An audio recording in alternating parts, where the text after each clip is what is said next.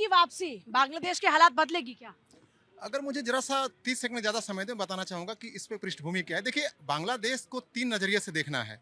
एक तो north Atlantic जो इकोनॉमिक व्यवस्था है, जो वेस्टर्न कंट्री डोमिनेट कर रखी थी, हाँ। वो नहीं चाहती कि इंडो पैसिफिक में जो शिफ्ट हो रहा है, क्योंकि अगर हम चाइना की, भारत की, इंडोनेशिया, मलेशिया की इकोनॉमी को देखें और जो जनसंख्या देखें, तो वहाँ पे भारत की इकोनॉमी, चाइना की इकोनॉमी मिलके अब लगभग अमेरिका की इकोनॉमी के पास पहुँच रही है, लगभग 27 ट्रिलियन के।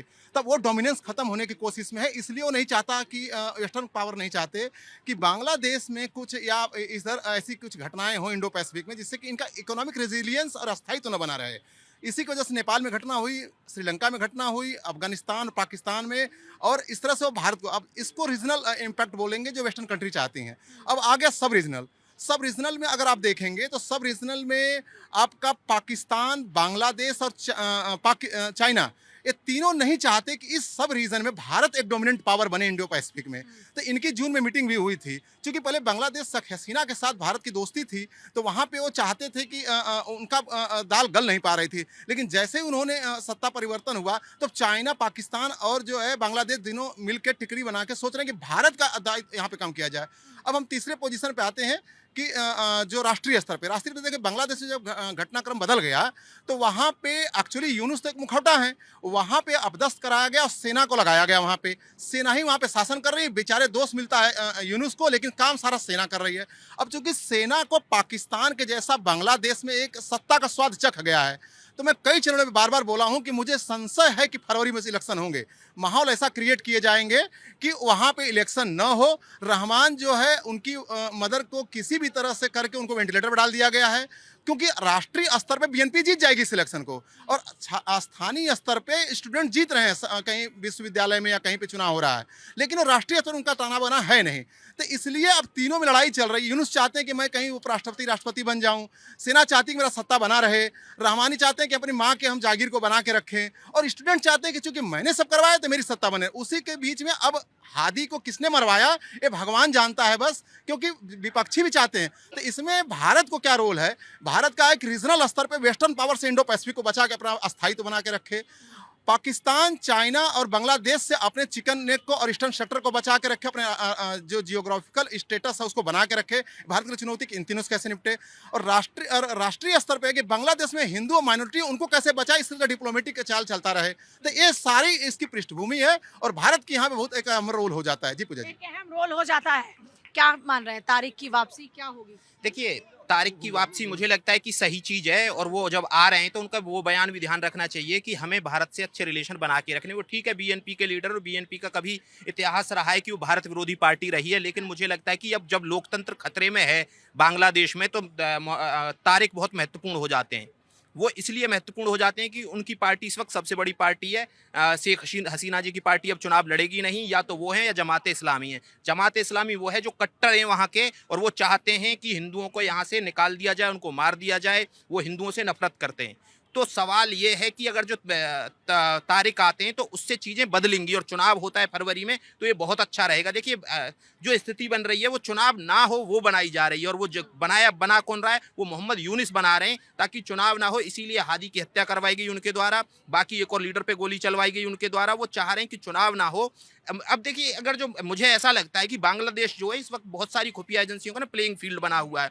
उसमें बहुत सारे ऐसे हैं कि जो कंट्रोल करना चाहते हैं, जिनको कोई एक आइलैंड चाहिए, वहाँ पर अमेरिकन हैं, वहाँ आईएसआई है, वहाँ चाइनीज हैं। इस वक्त वो एक तरीके से प्लेइंग फील्ड है, हर कोई अपने अपने गेम खेल रहा है। अब यहाँ भारत बहुत इंपॉर्टेंट हो जाता है। भारत, क्योंकि भारत का पड़ोसी है, और भारत ने बहुत सेक्रीफाई किया है बांग्लादेश बनाने के लिए। हमारे कितने सैनिकों ने जान दी बांग्लादेश बनाने के लिए 1971 की लड़ाई में। तो हम वो जो उनका बलिदान है उसको ऐसे ही नहीं खो सकते हैं। जैसे बहुत सारे लोग बोलते हैं कि भाई हमें बांग्लादेश पे हिंदू मारे जा रहे हैं तो ये कर देना चाहिए, सैनिक कार्रवाई कर देनी चाहिए, ये कर देनी चाहिए। मैं इस चीज़ के पक्ष में बिल्कुल नहीं हूं। देखिए, अब भारत डॉक्टर और बांग्लादेश मरीज है। अगर जो आप मरीज को मारना चाहते हैं तो कार्रवाई कर दीजिए, लेकिन डॉक्टर का धर्म यह है कि वो उसको बचाए। उसमें बैड बैक्टीरिया हैं, गुड बैक्टीरिया हैं, तो हमें गुड बैक्टीरियाओं को बैड में नहीं बदलने देना है, और बाकी जो बैड बैक्टीरिया उनका इलाज करना है। और उनका इलाज ऐसे नहीं हो सकता है कि तत्काल में हो जाए, उसके लिए टाइम टेकिंग है। और मुझे लगता है कि भारत तब बहुत ज़्यादा एग्रेसिवली काम करेगा जब वहाँ चुनी हुई सरकार आ जाएगी। अभी तो एक ऐसा आदमी बैठा हुआ है जो भारत विरोधी है, जिसकी मानसिकता ही भारत विरोधी है, जो उसके जो फॉलोअर हैं वो चाहते हैं कि नॉर्थ ईस्ट उसको भारत से अलग कर दिया जाए, वो ग्रेटर बांग्लादेश का एक सपना दिखाते हैं। तो ये जो नफरत फैलाने वाले हैं, नफरत फैलाने वालों से तब लड़ा जाएगा जब चुनाव हो जाएंगे, और चुनाव हो जाएंगे जब लोकतांत्रिक सरकार रहेगी। अभी देखिए उनको तो कोई मतलब नहीं है ना, वो चुने हुए प्रतिनिधि नहीं है, वो जिम्मेदारी नहीं है उनकी बांग्लादेश के लिए। इन्होंने तो बर्बाद कर दिया ना बांग्लादेश को। बांग्लादेश जो नंबर 1 था गारमेंट इंडस्ट्री में और टेक्सटाइल इंडस्ट्री में, वो नंबर 1 एक्सपोर्टर था वर्ल्ड का। सारे बड़े ब्रांड बांग्लादेश में बनते हैं। लेकिन अब बांग्लादेश की स्थिति क्या हो गई है, ना उनका कोई उद्योग धंधा बचा है, ना कुछ बचा है। कुछ करोड़, मुझे लग रहा है कुछ मिलियन डॉलर बांग्लादेश के खजाने में इस वक्त, और बांग्लादेश को बर्बाद करने, जो बांग्लादेश शेख हसीना के टाइम पे ग्रोथ कर रहा था, जिनकी पर कैपिटा इनकम लगातार बढ़ रही थी, उसको बर्बाद कर दिया है मोहम्मद यूनिस ने। आपका क्या स्टैंड है कैप्टन आसिफ सिंह? बिल्कुल, हमारी जो सरकार है, भारत सरकार, इसके ऊपर बिल्कुल तटस्थ है, इस पे निगाह बनाए हैं, और हम बीच का रास्ता ये देख रहे हैं। क्योंकि अटैक करना, जैसे अभी हमारे राहुल त्रान जी ने कहा, बहुत अच्छी बात कही कि अटैक करना सॉल्यूशन नहीं है, हमें रास्ता बीच से निकालना है। क्योंकि वो लोग तो चाह ही रहे कि किसी तरह से भारत अटैक करे तो भारत भी उलझ जाए, और उनकी जो सोच है कि इसको कट्टरवाद में धकेल दें बांग्लादेश को, तो वो हम नहीं होने देंगे। हम इसको क्योंकि हमने वहाँ बांग्लादेश में बहुत इन्वेस्ट किया है, और सबसे बड़ी बात है, बांग्लादेश को आज़ाद किसने, हमने कराया है। हमारे हजारों सैनिक वहाँ शहीद हुए हैं, कोई इसमें छुपा नहीं है। तो हम अपने सैनिकों की क्या जो बलिदान, कुर्बानी तो हम नहीं कहेंगे, बलिदान क्या हम ऐसे जाने देंगे? तो अब बांग्लादेश को हम कट्टरपंथी के हाथों में नहीं जाने देंगे। ये लोग चाह ही रहे हैं कि किसी तरह से भारत अटैक करे, और भारत भी जो है ना हमारे जैसा बन जाए। तो भारत बड़े सोच विचार के काम कर रहा है। और सबसे बड़ी बात है, इस टाइम भारत में जो भारतीय जनता पार्टी की सरकार है, जो मुखिया नरेंद्र मोदी जी हैं, बहुत ही 10 कदम आगे की सोचते हैं। वो इसकी नहीं सोचते किसी ने थप्पड़ मार दिया तो पलट के थप्पड़ का जवाब थप्पड़ दे दें।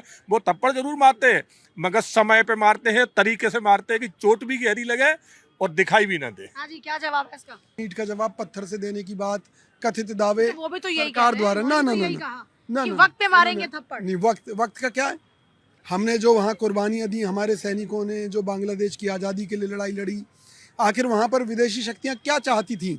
वो चाहती थी कि बांग्लादेश में बवाल हो, वो भारत के खिलाफ खड़ा हो। तो हमारी जो एजेंसियां हैं, रॉ है, दूसरी, वो क्या कर रही थी कि अमेरिका जैसे देशों को अपनी वहाँ साजिशें रचने का मौका मिला, पाकिस्तान को अपनी साजिश अटैक की जहाँ तक बात है, तो भारत सरकार को ना तो अटैक करना चाहिए, ना करेगी। ऑपरेशंस तो हमने भी किए, है ना। जब बात आती है कि हमने पाकिस्तान की सरजमी पे घुस के हमने भी ऑपरेशंस किए, लेकिन हमने उसका ढिंडोरा नहीं पीटा। तो हो सकता है कि इनकी स्ट्रैटेजी का ढिंडोरा नहीं पीटे, और स्ट्रैटेजी जब एग्जीक्यूट होगी, नतीजे आएंगे, तभी तो बताई जाएगी। पहले उसका ढिंडोरा पीट दें। देखिए, पूत के पांव पालने में नजर आ जाते हैं, ऐसी बात नहीं है। शेम मानिकसा ने क्या बोला था? देखिए, शेम मानिकसा ने, इंदिरा गांधी ने शेम मानिकसा को बुलाया और बोला कि ये बांग्लादेश पर अटैक करिए। तो उन्होंने बोला कि मुझे 6 महीने, हाँ सही हालात नहीं, मुझे 6 महीने चाहिए। आपको याद नहीं है? और देखिए कांग्रेस के साथ दिक्कत क्या है, मैं बता रहा हूँ। देखिए इनके साथ दिक्कत ये, इनको नेहरू लियाकत पैक्ट याद नहीं है। उस पैक्ट में क्या क्या किया गया, वो पैक्ट कितना लागू हुआ, हिंदुओं का जो वहां मारा गया, वही नेहरू लियाकत पैक्ट बांग्लादेश और पाकिस्तान दोनों पे लागू होता था। प्रथम प्रधानमंत्री थे लियाकत खान वहां के, है ना। इन्होंने, अरे ऐसा है, मोबाइल आपके पास है, नेहरू लियाकत पैक्ट निकाल के पढ़ लीजिए, आप पढ़ के आए नहीं है और वैसे ही आ गए, है ना। अगर सेना ने 6 महीने का समय लिया था तो दिया ना इंदिरा गांधी जी ने, लेकिन इंदिरा गांधी जी तो 6 महीने पहले ही तैयार थी ना। शेख हसीना जब वहां की प्रधानमंत्री थी तो भारत का लीगल राइट बनता था, वो बोलती कि मुझे सेना की मदद चाहिए तो भारत सेना की मदद भेजता, है ना। लेकिन अब वहां जब वो प्रधानमंत्री नहीं है, देखिए इनके साथ दिक्कत क्या है कि पढ़े लिख के कांग्रेसी आते नहीं है, सिर्फ और सिर्फ कुछ भी बोलते रहते हैं। इनको नेहरू लियाकत पैक्ट नहीं पढ़ के आए, उसकी कमियां इनको नहीं मालूम है। इनको ये नहीं पता है कि नेहरू लियाकत पैक्ट जब लागू भी हो गया तब भी हिंदू मारे गए भारत, बांग्लादेश में और पाकिस्तान में। और कांग्रेस ने आज तक, बताइए, इतने लंबा शासनकाल रहा, नेहरू लियाकत पैक्ट पे कितनी बात की, नेहरू लियाकत पैक्ट को कब लागू करवाने की कोशिश की पाकिस्तान और बांग्लादेश से, कभी नहीं करवाई। पर वहाँ पे सरकार ने बोला, तो वहाँ पे सरकार ने कहा कि वो वहाँ की सरकार से हम बात करेंगे। अब यहाँ पर आप ये चाहते हैं कि दूसरी सरकारें आके बताएं कि यहाँ के लोगों के हक क्या हैं। मेरी बात हर सुनिए, देश का अपना अधिकार है ना सर, उनके अपनी लिमिट्स हैं। पूजा जी, इनकी सोच में बताऊं कांग्रेसियों की क्या सोचती। जब हमारा 71 का वार हुआ, हमने बांग्लादेश से, है ना, आजाद कराया पाकिस्तान से, और उसमें हमारे हजारों सैनिक शहीद हुए, इसमें कोई शक नहीं है। और हमारी सेना ने वो दमखम दिखाया कि पूरी पाकिस्तान की जितनी सेना थी, 93,000 आर्मी पाकिस्तान की, उसको हमने बंधक बना लिया, अपनी जेलों में रखा। मगर जब इंदिरा गांधी ने समझौता किया तो किस तरह का समझौता हुआ मालूम है? हमारे 54 सैनिक उस युद्ध बंदी थे पाकिस्तान में, उनको नहीं छुड़ाया। 93 कांग्रेस ने छोड़ दिया, यह इनकी पॉलिसी रही है। इन्होंने अब 54 हमारे जो सैनिक थे पाकिस्तानी जेल में, वो एड़ियां घिस घिस के जेल में मर गए और इन्होंने उनके घर पे खबर पहुंचा दी कि वो युद्ध में मारे गए। ये इनकी सोच है। ये कभी भारत के सहयोगी रहे ही नहीं है, भारत विरोधी रहे। इनका काम है भारत के खिलाफ काम करना, भारत के खिलाफ रणनीति बनाना। जिस युद्ध की आप बात कर रहे हैं उसका नेतृत्व किसने किया? इंदिरा गांधी ने कौन किया। लीडर थी उसमें? इंदिरा गांधी। वो तो इन्हीं की थी ना नेता। हाँ, तो मैं ही तो वही तो कह रहा हूँ कि समझौता भी इन्होंने किया था। जब 93,000 सैनिक पाकिस्तान के छोड़ सकते हो तो हमारे 54 सैनिक क्यों नहीं आपने छोड़ाए? इसका कोई जवाब है सर? देखिए, ये कुछ भी कह सकते हैं, मैं ये कह रहा हूँ कुछ भी नहीं, वो तो नहीं, एक लॉजिकल बात है। मेरी बात सुनिए, मेरी बात सुनिए कि जो पाकिस्तान सरकार ने स्वीकार ही नहीं किए कि उनके पास वो युद्धबंदी हैं, तो जब सरकार से सरकार की बात हो रही है और जो 90,000 जो गिरफ्तार किए थे वो पूरी दुनिया के सामने थे, उनको लेकर कार्रवाई की भारत सरकार ने। उनके लिए उन जो 54 सैनिक जिनकी बात कर रहे हैं वो उनके लिए लड़ाई नहीं लड़ी गई, जबकि एक बहुत बाद में एक लेटर आया पाकिस्तान से, फरीदाबाद में एक मेजर के घर जो लापता थे, कि मैं पाकिस्तान में हूं, और इन्होंने कोई कार्रवाई नहीं की। और सदन में कई बार ये बात उठी, और लेकिन इसके बाद भी इनकी सरकार होते हुए इन्होंने कभी बात नहीं की पाकिस्तान से। वो 54 आज तक लापता हैं, उनकी ना कहीं भी अस्थि पहुंची अपने घर, ना कुछ मिला। लेकिन अरे आपने तो इतने इतने कांड कर रखे हैं ना कांग्रेस ने कि उनको खोलने का, अगर चिट्ठा खोला जाए तो लोग एक पूरा ना ग्रंथ लिख जाएगा। और इतने ये झूठ बोलते हैं, इतने झूठ बोलते हैं। इनको देखिए, अगर जो वो बात कर रहे हैं 54 सैनिकों की, लेकिन मानेंगे नहीं, कि बोलेंगे अरे ये तो ऐसे ही है। जबकि जो फैक्टर रिसर्च है ये कि 54 सैनिक हमारे पाकिस्तान बंदी थे, लेकिन उन पे कभी भी इन्होंने बात नहीं की है। बिस्मिल्लाहिर्रहमानिर्रहीम। जय हिंद, वंदे मातरम, भारत माता की जय। पूजा जी, जब से यूनुस सरकार आई है, जब से ये आदमखोर आया है, तब से हमारे हिंदुओं पे अत्याचार हो रहे हैं। उनको जलाया जा रहा है, जैनों के मंदिर तोड़े जा रहे हैं, हिंदुओं के मंदिर तोड़े जा रहे हैं, बेटियों को मारा जा रहा है। और यहाँ तक अभी कल परसों एक हमारे हिंदू भाई को पेड़ से बांटकर जलाया, लटकाया। कहीं ना कहीं ये बात है कि हम भी इसमें आग लगाएंगे कि जो हमारे हिंदू भाइयों को जलाएगा, जो हमारे हिंदू भाइयों को जलाएगा। तो ये नहीं कर रही ना, ये तो वहाँ की भीड़ है। भीड़ किसके हाथ में है? कट्टरपंथी कौन है? क्या शेख हसीना के सामने ऐसा जुल्म हुआ था? ये जुल्म आज क्यों हो रहा है? ये जुल्म आज क्यों हो रहा है? इसका जवाब तो हमें तलाशना है ना।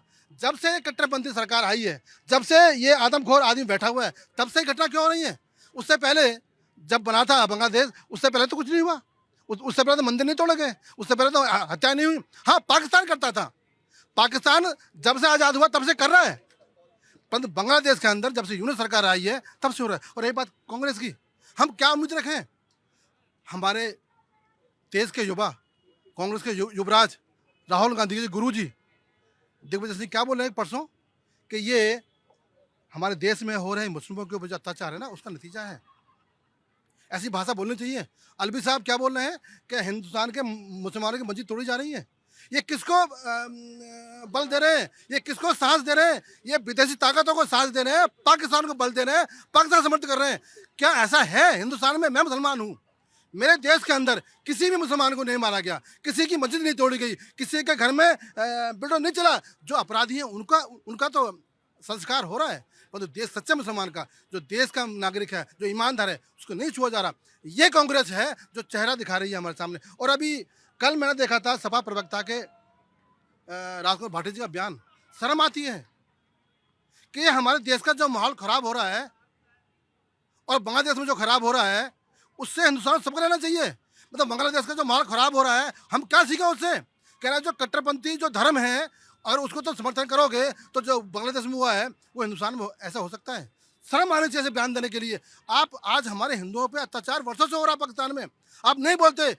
हिंदुस्तान में हम चुप रहते हैं। अभी बांग्लादेश में हमारे बहन भाइयों को मारा जा रहा है, जलाया जा रहा है। हमारा दिल में क्या वो इंसानियत नहीं है? दिल में रहम नहीं है? हम क्यों नहीं कहते कि सरकार के साथ मिला के एक ऐसी पॉलिसी बनाए, पाकिस्तान हो या बांग्लादेश हो, हमारे हिंदू भाई ना मारे जाएं। हम क्या दबाव बना सकते हैं, हम क्या रणनीति कर सकते हैं? लेकिन हमारे देश की जो विपक्षी पार्टी है वो बयान ऐसे देती है, पाकिस्तान को बल मिलता है, फिर विदेशी ताकतें देखती हैं कि हिंदुस्तान के अंदर अगर जो राष्ट्रीय पार्टी है उसके प्रवक्ता कह रहे हैं, उसके गुरुज कह रहे हैं कि मुसलमान पर अत्याचार हुआ है, इसका नतीजा है। ये कौन सी बातें करते हैं? कहने को शब्द नहीं है। लेकिन हाँ, मैं निवेदन है मोदी जी से कि मोदी जी अब वक्त आ गया है, अब हिंदुस्तान में जो लोग हैं उनकी मांग भी है, और खासकर देश के मुसलमान की मांग है कि पाकिस्तान में रह रहे हिंदुओं का या बांग्लादेश में रह रहे हिंदुओं का या दुनिया में रहने हिंदुओं का आप संरक्षक करते हो हम तो इंसानियत की बात करते हैं ना, हिंदुओं के साथ साथ हम इंसानियत की बात करते हैं। मैं एक सेकंड आ रही हूँ, हाजी नाजिम काफी देर से इंतजार कर रहे हैं। हाजी नाजिम, क्या लगता है बांग्लादेश के हालात बदल जाएंगे? जहाँ तक मुझे लगता है पूजा जी, देखिए बांग्लादेश के हालात तो सिर्फ हमारे मोदी जी बदल सकते हैं, बाकी और कोई नहीं बदल सकता।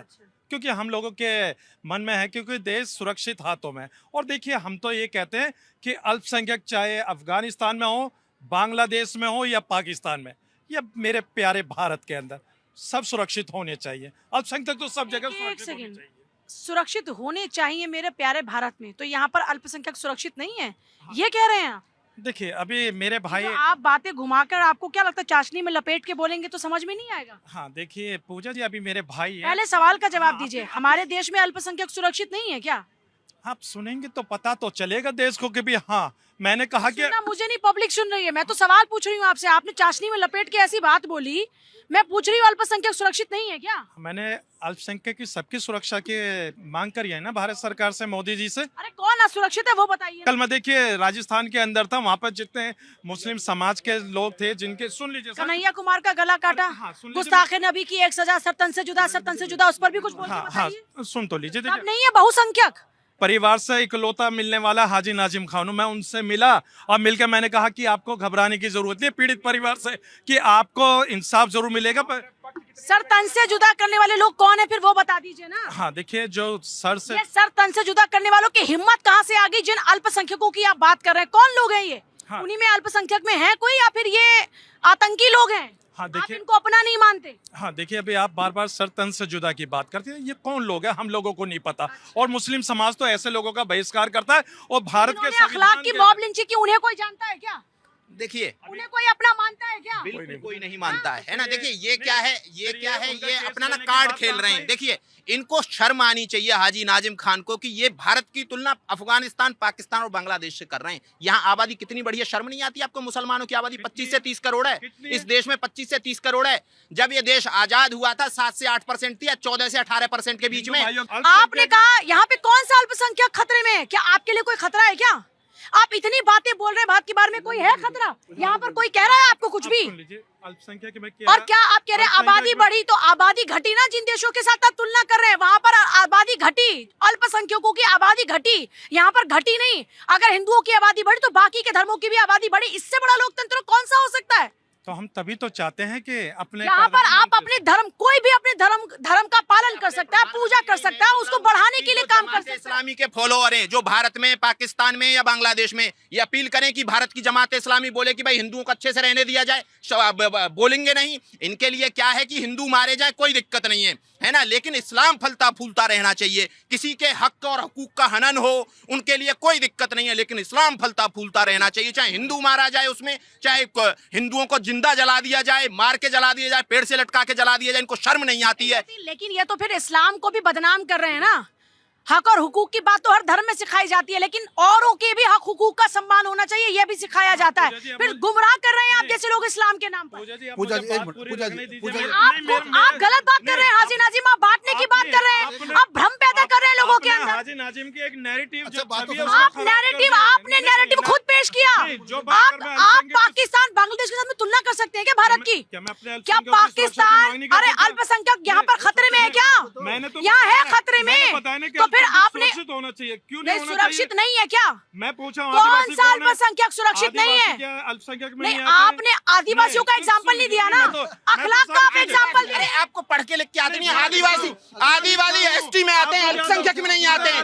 मैं बोल रहा हूँ ये 25 से 30 करोड़ लोग हैं, इनको अल्पसंख्यक स्टेटस चाहिए। सबसे ज्यादा आबादी इंडोनेशिया के बाद भारत में मुसलमानों की, इनको अल्पसंख्यक स्टेटस चाहिए। विक्टिम कार्ड भी खेलेंगे। और देखिए कमाल की बात यह कि अब ये बोलने लगे कि आदिवासी अल्पसंख्यक में आते हैं, नहीं, वो एसटी में आते हैं। आपको समझ, जिनकी संख्या कम है उस हिसाब से उनको मान रहे हैं। अब वैसे तो आप अल्पसंख्यक रहे भी नहीं, अब उस हिसाब से अगर देखा जाए तो हाजी नाजिम जी, सबके नाम कटवा दिया अच्छा जाए। एक पूजा जी, मैं बड़ी जिम्मेदारी करना चाहता हूँ। और ये सिर्फ इनका नहीं, ये रिजर्वेशन के अंदर भी होना चाहिए सॉल्यूशन, एक रिवाइव होना चाहिए।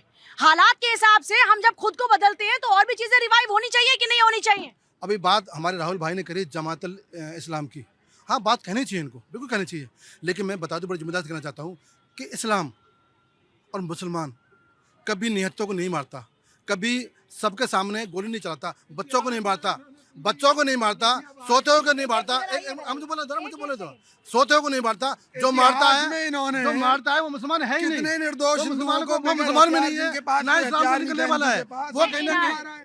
क्या बोल रहे हैं? गर्दनें उतारी है इन्होंने। नहीं ये ठीक और बोल वो बेचारे दर्जी के पास कौन सा हथियार था जिसकी गर्दन मैं उतार दी कहता हूँ थी? वो मुसलमान नहीं है, वो मुसलमान हो ही नहीं सकते, मैं वो मुसलमान हो नहीं सकते, मैं वो जवाब इस्लाम का बदनाम करने यानी कि वाले ये कह रहे हैं कि उस दर्जे की गर्दन उतार दी। आपके बताइए कौन सा नेता जाके उसके परिवार से मिला या अखलाक की लीचिंग हो जाती है? बताइए आपका कौन सा परिवार से मिला?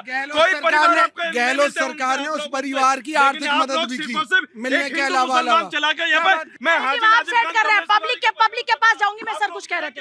नहीं मिले आप लोग। देखिए सर मिले, आप आंखें बंद कर लेते हैं, मिलते सब हैं। हर राजनेता अपनी राजनीति के हिसाब से मिलता है ऐसे लोगों से। देखिए अगर विश्व परिपाटी को देखें तो दुनिया में थाईलैंड, कंबोडिया, लेबनान, ये सब ऐसे देश है जहाँ पे 90% हिंदू बौद्ध हुआ करते थे, आज वहाँ 5% है। और यही भारत एक ऐसा जहाँ पे कि मुसलमान जो है आज 22 करोड़ पहुंच गए हैं। इस देश की सहनशीलता बताती है और ये चीज बताती है कि भारत किस तरह से सबको समयावस्थित। Exactly कितने हो चुके हैं, तो अब जब जनसंख्या होगी गिनती तब पता चलेगा कि कौन कितनी संख्या पे पहुंच चुका है। जो मुसलमान थे, जो सत्ता में बैठे थे, तो क्या उनसे पूछा सवाल? नहीं, आप जो इस्लाम की परिभाषा बता रहे थे ये उसका एग्जांपल आपको दे रहे हैं कि इन लोगों ने, पर सर ये तो बदनाम करने वाले लोग बात तो हैं। सुना मेरी। 70 वर्ष इस्लाम पर चर्चा नहीं हो रही, हम बांग्लादेश पे चर्चा कर रहे थे। बैठे थे राष्ट्रपति ये आप करते हो हाजी नाजिम, आप हिंदू मुसलमान पे पूरी चर्चा लेकर चले जाते हो। कांग्रेस एक मिनट रुकते हो, कांग्रेस शासनकाल में राष्ट्रपति भी हुए, मुख्यमंत्री भी हुए, क्या कांग्रेस ने उससे सवाल पूछा था भाई तुम्हारे लोग क्या कर रहे हैं? आज कैसे जग गई है? क्यों जग गए हैं? क्योंकि अब उनसे मोह भटक गया है। सरकार के समय में ही संसद में इस बात की चर्चा हुई थी कि इस्लामिक लोगों की सोच क्या है भारत में रहते हुए। अफ्तारी खाते थे। सर बांग्लादेश में बात कर रहे हैं, तारिक की एंट्री से बांग्लादेश में कुछ हालात बेहतर होंगे और भारत पे क्या इम्पैक्ट होगा? मतलब भारत के साथ इम्पैक्ट से मतलब संबंधों का क्या यहाँ पर आप देखिए, बांग्लादेश पूरा पाकिस्तान के वहाँ का जो वर्तमान सिस्टम है वो पाकिस्तान के हाथों में खेल रहा है। पूरे दक्षिण एशिया में उसके वजह से अशांति हो रही है, माइनॉरिटीज़ को वहाँ पे मारा जा रहा है। ये निश्चित रूप से पूरी दुनिया को वहाँ संज्ञान लेने की ज़रूरत है। हमारा देश भारत, जहाँ पे सभी धर्म के लोग आप देखते हैं, हम देखते हैं, मिलजुल के शांति से रहते हैं, किसी के साथ। ये तो कह रहे हैं खतरे में है हाजी नाजिम। देखिए, वो हर व्यक्ति की सोच है, मैं अपनी सोच कह सकता हूँ जी। लेकिन बांग्लादेश में पिछले दिनों से जो कुछ हो रहा है ये पूरी दुनिया के लिए आई ओपनिंग है, एक आँख खोलने जैसी घटना है और इसको दुनिया ज़्यादा समय तक मुझे लगता नहीं अनदेखा करेगी। अवश्य वहाँ के जो अल्पसंख्यक हिंदू हैं उनके बचाव के लिए कोई ना कोई United nation peace keeping force भेजे या कुछ भेजे, उनकी सुरक्षा के लिए अवश्य कुछ ना करें, कुछ ना कुछ होगा, क्योंकि उनकी संख्या 1.5 करोड़ के आसपास है। 1.5 करोड़ लोगों को ऐसे मरने के लिए थोड़ी ना छोड़ा जा सकता है। पब्लिक का क्या ओपिनियन है बांग्लादेश के हालात पर? कोई बोलना चाहता है, क्या ओपिनियन है बांग्लादेश के हालात पर?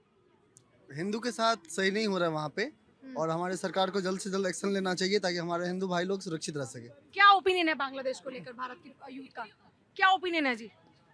बांग्लादेश जो है वो पाकिस्तान के नक्शो कदम पे चल रहा है, ठीक है ना।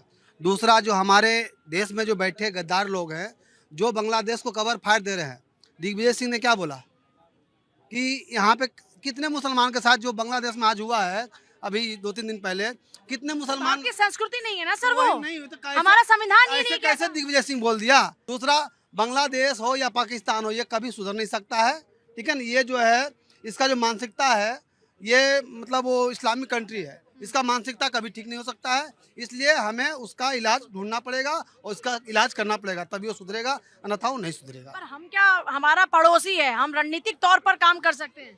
बिल्कुल, रणनीतिक तौर पर भारतीय जनता पार्टी को और हमारे देश के प्रधानमंत्री को उस पर काम करना चाहिए। यूएन में और जो बड़े देश हैं उनके सामने ये मुद्दा उठाना चाहिए कि वहाँ पे जो हमारे देश के हिंदू भाइयों के साथ जो हो रहा है वो गलत है और उस पर सख्त से सख्त कार्रवाई की जाए। मैडम, मेरा यही कहना है कि भारत की सरकार बहुत सशक्त सरकार है, और जिस देश ने बांग्लादेश का जन्म करवाया, आज हमारे सामने वो समस्या क्यों आ गया कि जिस देश का हमने जन्म करवाया वही देश हमसे आंख मिला के बात कर रहा है। आखिर में वो दिन क्यों आ गया मैडम? हमने उसका जन्म करवाया, वो दिन क्यों आया? इतना हमारा सरकार सशक्त है, ये दिन क्यों आया? उनको डर क्यों नहीं है? क्यों नहीं है डर भारत से? क्या हम किसी देश को डरा सकते हैं? मतलब क्या आपको ये लगता है? क्यों नहीं डरा सकते? जब हम पाकिस्तान को डरा सकते हैं। हम पाकिस्तान को डराते हैं क्यों? क्योंकि पाकिस्तान हमारी जनता पर हमला करता है, पाकिस्तान हमारे खिलाफ में साजिश करता है। वो भी तो हमारे हिंदू भाइयों पर अत्याचार कर रहा है। बांग्लादेश ने क्या अटैक किया हमारे ऊपर? वो बांग्लादेश की पब्लिक है, जहाँ पर जो हो रहा है वो बांग्लादेश की पब्लिक है, वहाँ पर जो सेंटीमेंट है वो हमारा एक इंसानियत के नाते सेंटीमेंट है।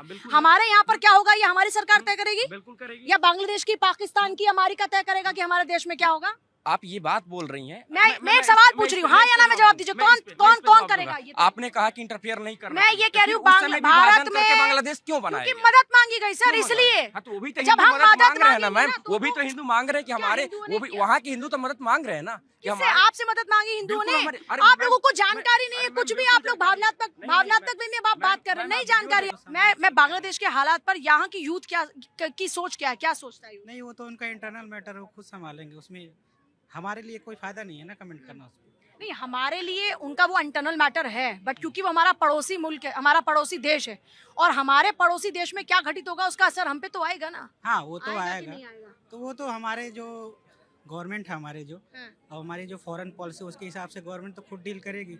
उसमें हमारे कमेंट करने से कोई फायदा है नहीं। नहीं, लेकिन यूथ को जानकारी तो होगी ना कि वहाँ पर हालात क्या हैं, इसमें क्या हो सकता है। तारीख अब वापसी आ रही है, तो तारीख के आने से क्या असर होगा भारत और बांग्लादेश के रिश्तों पर? जहाँ तक मैं जानता हूँ कि अभी तक जो तारिक अनवर नाम है जो आप बता रहे हैं, वो तो अगेंस्ट ही काम किया इंडिया के। खाली लेकिन अभी सुना कि रुझान में थोड़ा बदलाव आया है। अच्छी बात है वो। हाँ, यही बातें जल्दी से और लोगों के पास आते हुए। हाँ जी सर। देखिए, ये बहुत ही गंभीर विषय है और आपके चैनल के माध्यम से मैं हमारे विदेश मंत्री जी से कहना चाहता हूँ, फॉरेन सेक्रेटरी साहब से कहना चाहता हूँ कि इस मुद्दे को जल्द से जल्द संयुक्त राष्ट्र संघ में ले जाएं और वहाँ शांति बहाली के लिए माइनॉरिटीज़ जो वहाँ हिंदू अल्पसंख्यक हैं उनकी जानो माल की रक्षा के लिए ठोस कदम उठाए जाएं, उनको सुरक्षा के प्रबंध किए जाएं। कुल मिलाकर बांग्लादेश हमारा पड़ोसी देश है, रिश्ते अच्छे होने चाहिए, वहाँ के हालात बेहतर होने चाहिए, वहाँ पर हो रहे जो हिंदू अल्पसंख्यक हैं उनके ऊपर जो अत्याचार हो रहा है वो रुकना चाहिए, और ये बेहद ज़रूरी है। तारिक की एंट्री के बाद में ये माना जा रहा है कि कुछ हालात बदल सकते हैं, लेकिन ये सब कुछ भविष्य के गर्मियाँ भी है।